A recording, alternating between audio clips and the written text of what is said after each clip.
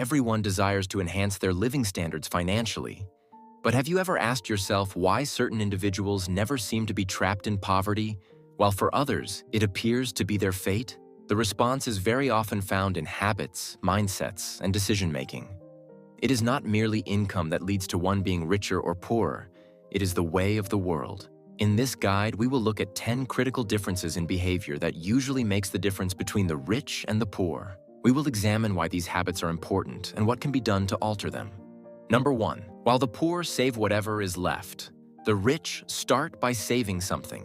Saving for many becomes an optional activity where luxuries are spent on bills, daily essentials, and once in a while on some formed entertainment. But there's hardly anything left to be kept aside for the future. The Federal Reserve notes that 1 in 3 Americans would have serious difficulties raising $400 for an unexpected expense. This cycle is dangerous because it creates a situation in which earning one paycheck means that the next one is needed for survival. Emergencies like a car accident or an unanticipated expense then become an ever-restrained standard to life from which there is no way out of without savings. It is the other way if we concern ourselves with wealthy individuals. It is advisable to cover 20% of your salary for saving purposes relying on the 50-30-20 rule. To shield your savings, set automatic transfers for them for your security, even when you feel burnt out. Number 2. For the less fortunate, debt is a way of life. For the wealthy, it is simply a tool. Most of the poor families in the United States are familiar with owing credit cards, car payments, and personal loans, etc. Typically, the average U.S. household has around $6,270 worth of credit card debt, with many cards charging over 20% interest annually. Due to this, there's less money clearly visible in the customer's pockets, as everything comes at a higher price due to accrued interest over time. For instance, making a $2,000 purchase on a credit card with minimum payments could eventually total an eye-watering $4,000. A debt in such instances is like a noose around a person's neck. For those in wealth, debt is used comprehensively, primarily to borrow for speculation or to invest in business ventures or real estate, etc., where the returns exceed the cost of debt. But if you're dealing with credit card debt with high interest rates, make a plan to pay this off using the snowball or avalanche strategies. Number 3. In the list of priorities, comfort is put first by the poor people. In fact, watching television hours entirely steals your time and potential towards development. Nielsen data concludes that every American is spending an average of 4 hours in front of television, which does them no help whatsoever in making wealth or skills. All free time spent on entertainment can be invested elsewhere, like improving your skills or growing your brand. What's the goal? You are stagnant while other people evolve. People in the top regard self-improvement. Start off slow by cutting down half an hour off of any entertainment and use that time into reading a book, enrolling into an online class, or meeting new people. In the long run, all these habits turn out to be very advantageous. Number 4. The poorest of the poor do not invest. The rich people invest more frequently. Many of the poor people do not invest simply because they are of the opinion that investing is not worth the risk, or that they do not earn enough to justify making any investments. However, even when savings are left idle, inflation will determine how devalued those savings become in the future. If one puts $1,000 today in cash, this will be able to buy the equivalent of goods worth only $740 20 years from now, in an economy which has investments growing at an inflation of 2% each year.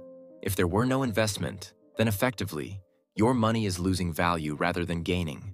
If one is working and only depending on salaries, then it is a direct recipe for financial bondage, since there is no independence from employment. Rich people start investing when they are young and understand the value of index funds, which had given a return of 7% year over year when adjusted for inflation in the earlier years of economic history. Applications such as Robinhood or Acorns offer investment platforms to users regardless of their experience level. You can make regular deposits of as low as $10 a month. It is not the amount that matters. It is the frequency of investment that is essential.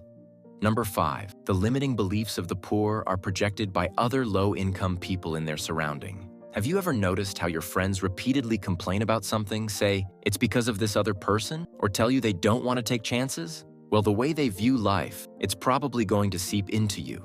This has a name. It's called social contagion, and it influences your actions and standards. When constant negativity is present in a person's surroundings, there's less likelihood to seek opportunities or believe that they will seek them. Eventually, this creates a cycle of inaction, where there's no moving forward or progress. On the other hand, wealthy-minded individuals tend to associate themselves with like-minded, successful, and goal-oriented people. Find teachers or coaches, and don't shy from being part of communities or attending events where you can meet new people. People are more successful in interdependent environments. Number 6, lack of wealth forces people to have only one source of income. It is quite dangerous to have only one source of income, which would be your job. If that job is taken away, everything is taken away. United States Bureau of Labor Statistics states that there have been severe layoffs every month, with 1.5 million workers losing their jobs on average. Only having one stream of income is like attempting to skate on a tightrope single-handed without a sturdy net underneath. Such a shock can cause a wild, screaming void. The wealthy people create and maintain a variety of sources of income. Begin with the most basic methods of income, such as freelancing, selling goods on social media, or dividends from stock investments. In the long run, focus on developing income sources that are self-sustaining and require little management. Number 7, those that are poor neglect medical attention. The rich buy health. It is known that many people living in poverty do not go to medical consultations, consume unhealthy food, and do not exercise because of lack or little time or great expenses incurred. Absence of self-care, however, leads to medical expenses, opportunity costs, and future loss of income. Preventive care measures remain important, as neglecting them might result in chronic illnesses whose management is far more expensive. The CDC, for example, reported that the lifetime direct cost of managing diabetes is $16,750 per year for any given individual diagnosed with the condition. Neuroscientist Anthony S. You become more wealthy. Your perspective about health changes. Focus on simple things such as taking a walk or jogging, cooking at home, and checking yourself at the doctor regularly. It's easy to see that spending something on prevention is much cheaper than spending on curing diseases. Number 8, people with low income seek to satisfy their needs at the first opportunity. Expenditure on fast food, entertainment, or fashionable items gives the pleasure instantly, but has no attachment for the future. Bankrate website polls showed that 21% of Americans value immediate short-term outlay than saving for the future. This live day-by-day attitude makes them continue spending only to regret later. Where others are investing in themselves, you have forward themselves assets that are worthless or will no longer be fashionable. The poor do not make a rush to enjoy today's purchases. Set a course using the 30-day rule. Never buy anything frivolous for a month after you feel the urge to. Investments or even experiences should be targeted to make savings more useful.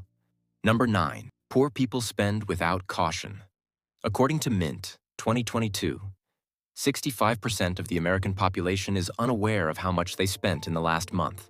Such amounts are substantial for an average person. You can only guess where these funds came from and where they went if there is no budget in place. People often forget and waste money and refuse to keep a detailed record of it. For instance, it is easy to blow $5 daily on coffee or $10 on lunch, which amounts to a yearly loss of $3,650. Even small amounts can be dangerous when conveniently spent without rationing. Affluent clients are careful about tracking their spending.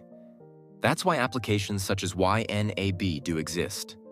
Everyone with a sensible approach to finances should sign up for them. Number 10, poor people are problem-centered. The rich are solution-centered. Worrying about issues, be it low income, increasing bills, or economic hardship, develops a culture of victimhood. This way of thinking attitude promotes stagnation as it limits inventiveness, and initiative impacts action. It's all very well for you to be stuck in the mindset of how things are bad, but there are those who are actively working to ensure that things can be made better. This, of course, keeps you behind and your rivals moving forward. People who are rich think about solutions. To resolve this, change your mindset and say, what can I do to improve this situation though?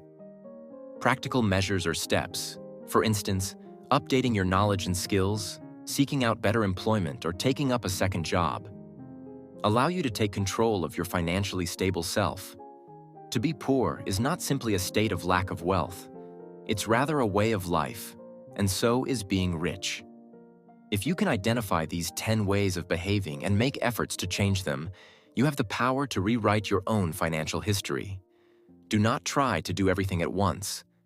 Pick one bad habit you will attempt to change today.